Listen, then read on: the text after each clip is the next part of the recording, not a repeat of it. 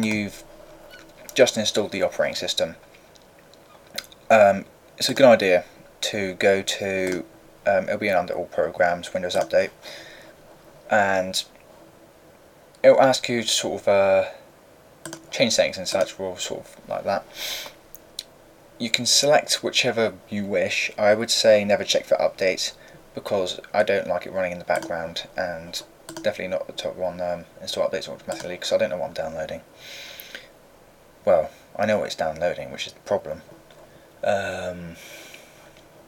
Okay, so when you check for updates, for example, I've installed Windows 7 Ultimate Service Pack 1.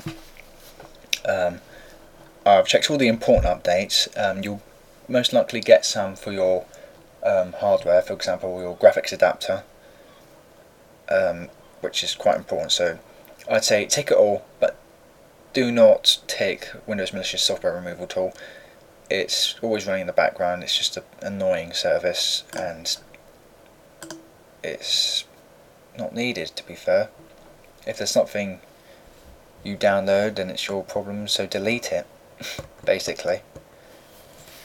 And obviously optional, you'll definitely usually get anything you've plugged in here, for example, say your monitor, which should come down if you have a webcam or perhaps a mic, sort of accessories like that. I'll be under optional sort of things to update and download. So I don't use Skype, it's annoying. And again, there's no need to have get Microsoft Security Essentials. I mean, it's already got a antivirus and such here. Such if you type in what's it called? There we go. Scan for spyware or other potential unwanted software. That's Windows Defender. It's basically a malicious software removal tool, and it's stupid that they've come up with another one. But I'm going off track. Yeah. So anything apart from these lot you can install, and wait, what? Jesus, there we go. You will get a lot of stuff like this. So yeah, you want that one. Do not use Internet Explorer unless you really need to. I would say use Chrome. It's ever so faster. Anything to do with security updates on Net Framework, unless Microsoft give me a genuine reason, I will not update, because basically if we open up Task Manager and we go down and find the service which is running in the background for it, there it is, .NET Runtime Optimization Service. When you update all the .NET updates there, the background service here, if you look at CPU usage, it goes up to over 50% usage no matter what's going on. Basically, it's a bit stupid, and I'm a bit annoyed at Microsoft itself for doing that. So nah, don't need it. Never had a problem in my life. Just be smart about what you're doing. Yeah, these are the ones. Do not install these two, one or the other, because that's the main part which updates the service, and it will mess up your computer, or well, you make it go slower, as they say. And again, don't download this. Now let's see.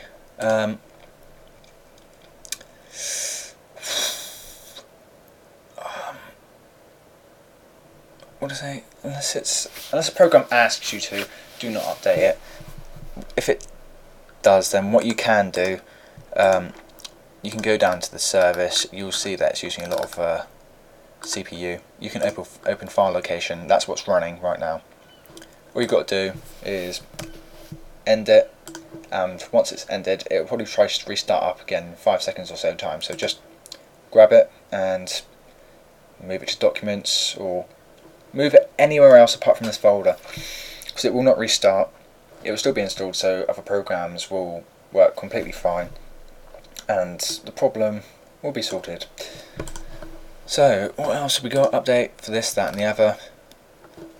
Well, I'm sorry, but you know, it looks completely fine to me. There's nothing needed. For all that, I've already got all the stuff which I need from my software. Platform update. What's this about? Again, nothing here is needed apart from perhaps that, which is usually a good idea. As it is part of the security thing itself as well. So just click OK. Install whatever you need. 41 kilobytes. Yeah, that's going to take a long time. It can take a while downloading updates, but yeah, just bear with it. It can be quite important and it's needed. And once you do, then you can actually use Windows 7's Aero feature. So you can come down to here and choose anything you want. For example, I take brightness up. There you go. You can mess around, have fun. Everything's blue. I don't like it. Go away. So once you have that, I'll put links in the description for 2 pieces of software which do come in really handy and will benefit your performance, I'd say. So obviously lots of people use it, CCleaner. Just go to their website. They have their own website, so you can see this. If you want professional plus, yeah, well, you can buy it, or you can just go to Pirate Bay and download it if you want.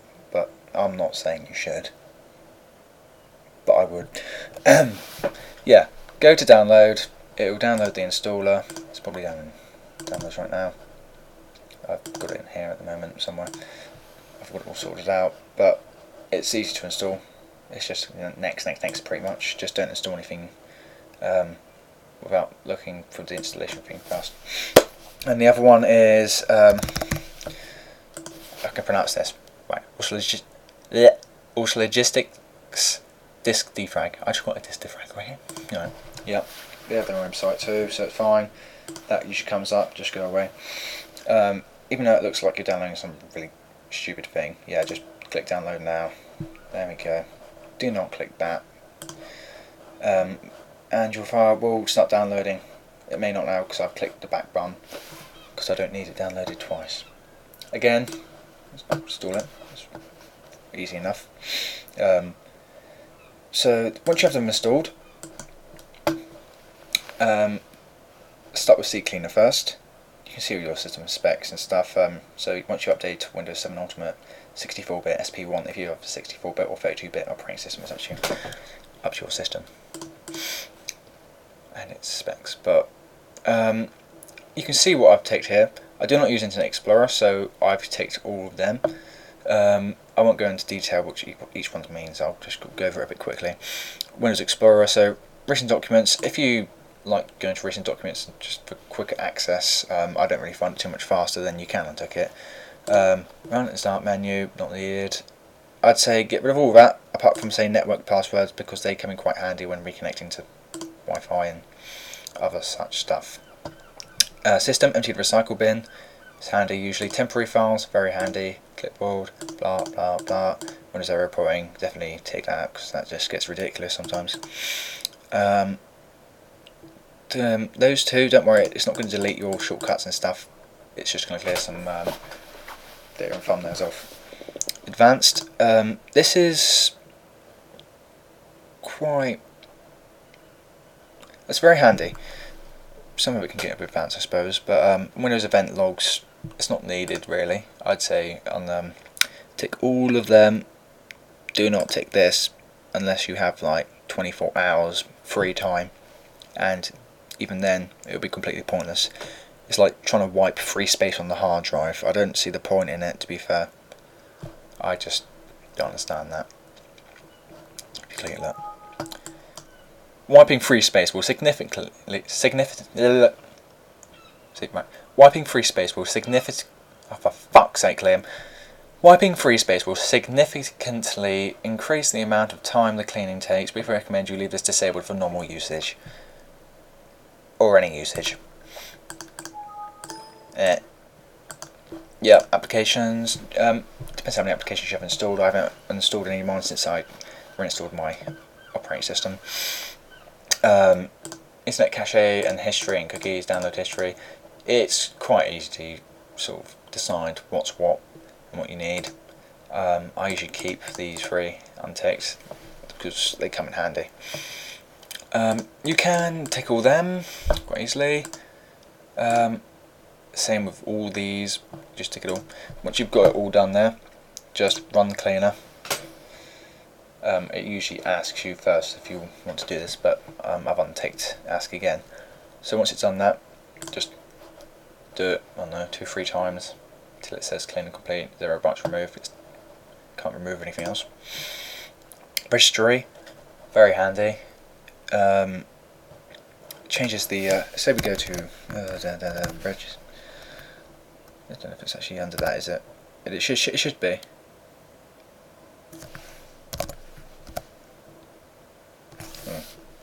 Perhaps not.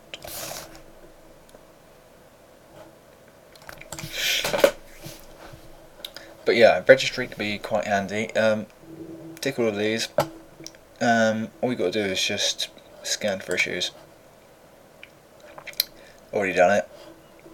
The more you have, probably the more you've installed or uninstalled software or deleted files, and the system hasn't sort of logs haven't changed, still thinks it's there.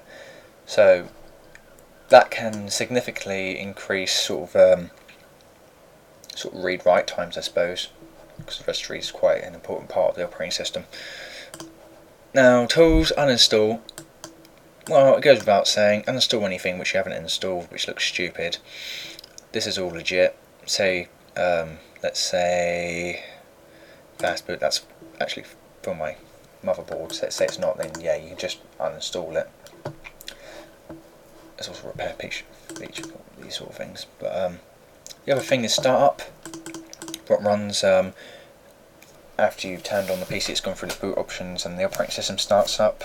It will come onto your desktop, aka this, and in the background as processes. Well, it won't be under the process actually. It's sort of what pops up, so to say. So, for example, if you use gadgets, which I recommend against, it's annoying, then it would be under here.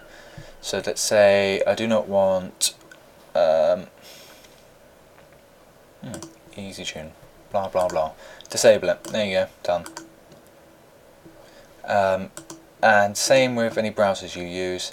So that is completely illegit from my previous install. I've got it disabled.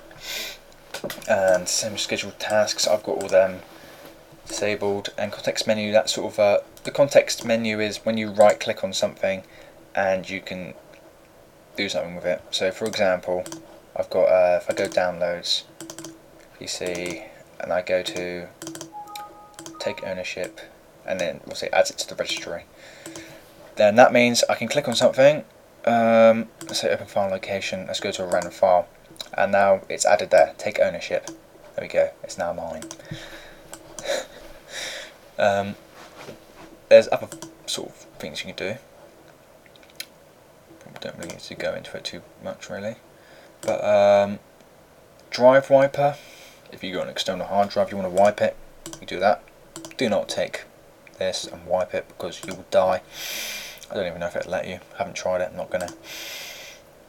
Options, there's settings, you can choose some extra settings if you know how to use software. Not going to go into them. Monitoring, it's usually enabled like this, so you don't really want it running in the background. Just click yes, disable it, and you can mess around with this and that if you wish.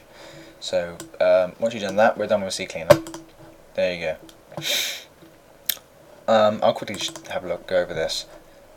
Basically, this is the most decent defrag software I've found. Just list your hard drives.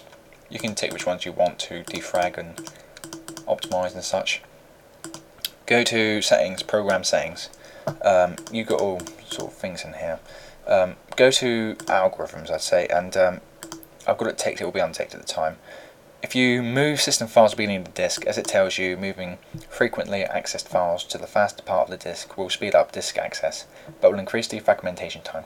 So it might take a bit longer, but it does move all system files to the start, aka this part sort of around here, the top instead of down there in the bottom, because as it explains there.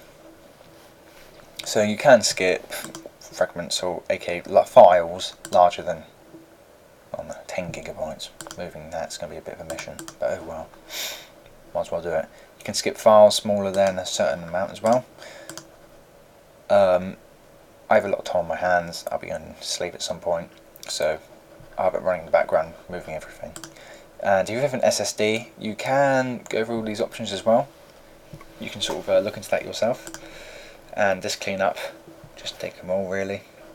Okay, then once you're done, you can just defrag it, optimize SSD, or defrag and optimize, or just quick defrag without analyzing even. So I would say go for defrag and optimize.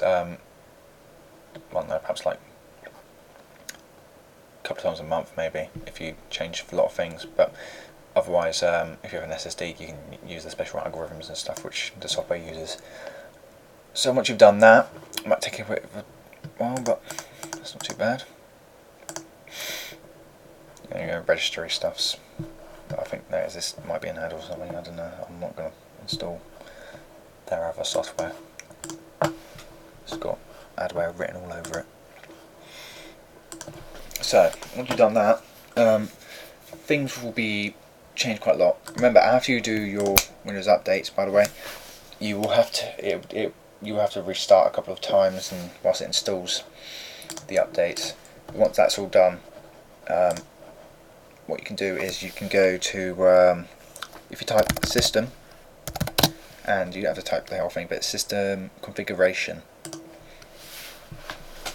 Handiest tool I've ever had to use. You go to services, you can change this if you wish. Do not, because if you don't know what you're doing. Well, as again, if you know what you're doing, you can go through this. For example, when it installs the .NET framework, as I previously explained, if it does the update and you don't want it running in the background because it's being an absolute nuisance, then yeah, just click apply. There you go. It's not going to start when your computer boots up and the OS boots up. As I've got a previous version installed of it, so my programs will work, which require it, but it's not a resource heavy. If you know what you're doing, yeah, you can disable some stuff. I mean, sometimes it's worth it. Parental controls, don't use it. Another thing, Windows Error Reporting Service, don't need it. Well, arguably, sometimes you do, sometimes you don't. What is it? Windows event log as well. Damn. Where is it at? Windows event log. There you go. And event collector. Windows Defender. That's, as I said, the antivirus which comes with the operating system. I'd keep that enabled if I was you. And yeah, you can go through some sort of quite easy to see stuff. If you don't know what you're doing exactly, but it's still worth doing, if you just hide all Microsoft services, and basically it will just get rid of all the services which, if you disable, can mess up your operating system and you won't be able to use your computer and stuff. So say I don't want GeForce Experience starting up at the beginning. As you can see, it's there. You usually see a lot of your services running up here, so obviously there's just nothing else running in the background because I've got it sorted out here. So let's say the video was actually adware. Yeah, it's not. We need it, but you can untick it all, apply it. It won't start at the start of the boot of the operating system. But I've got this sorted out as well. Start up, same as we used in CCleaner. Tools you can quickly get to certain things here. For example, well, there's the registry editor. This is where the registry is at, basically.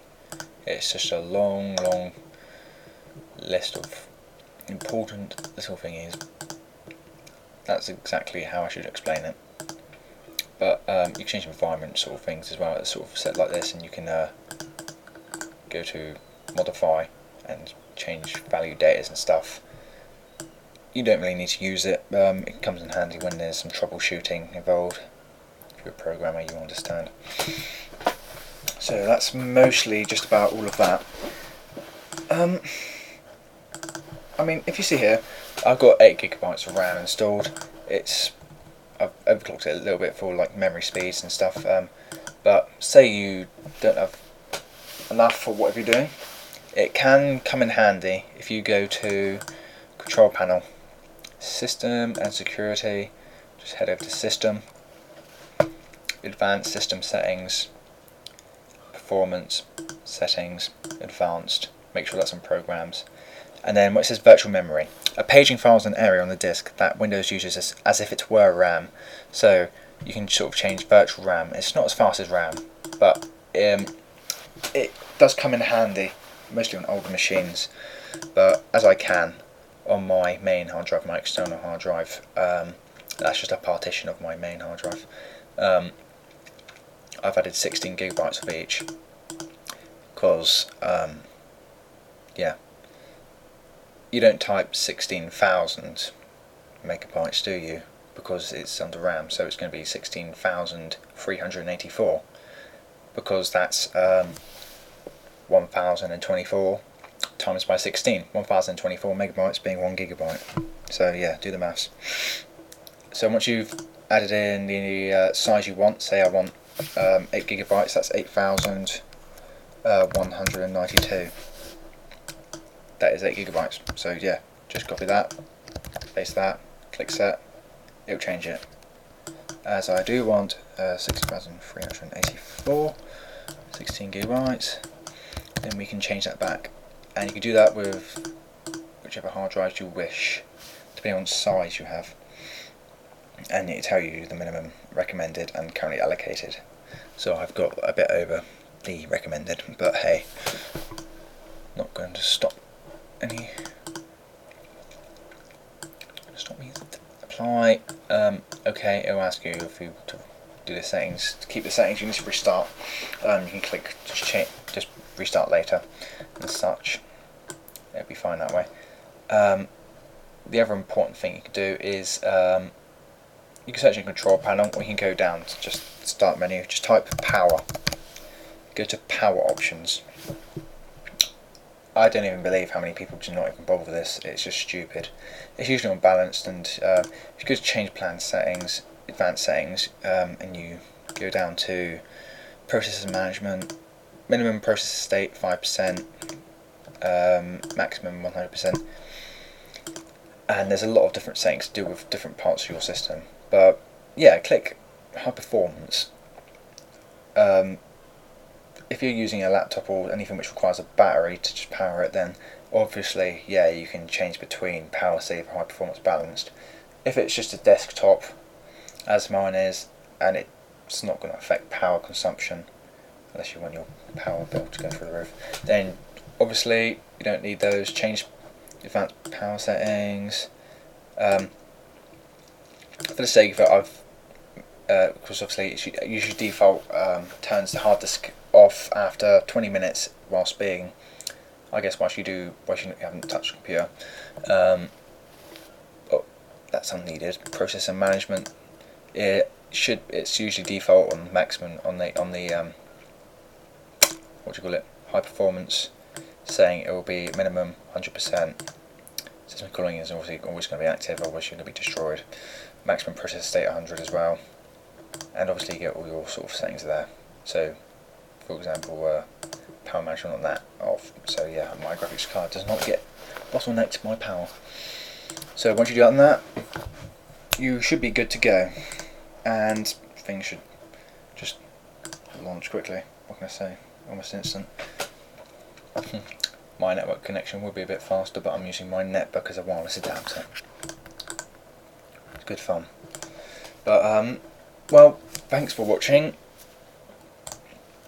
Just make sure you follow the steps and listen to what I've said, so you don't go disabling anything or mess up your system, because I am not held accountable for any mistakes you may make. But if there are any